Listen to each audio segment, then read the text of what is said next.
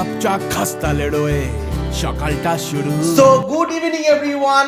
আজ আমরা খুব সকাল সকাল উঠে গেছি, তার কারণ হচ্ছে আমরা যাচ্ছি এমন এক জায়গায় যেখানে সবাই যেতে চায়। পুরো ভিডিওটা দেখো, না দেখলে কিন্তু পুরোটাই মিস করো। তারপর আমরা গাড়ি দাঁড় করে হালকা করে আখের রস খেয়ে নিলাম। সত্যি কথা বলতে বন্ধুরা, আখের রস খেয়ে খুব একটা পেট ভরে, তাই লাঞ্চ করতে চলে আসলাম।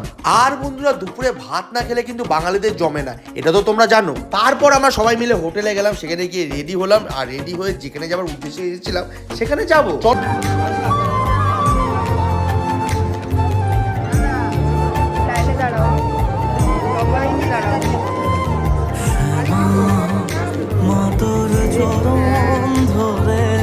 জয় মা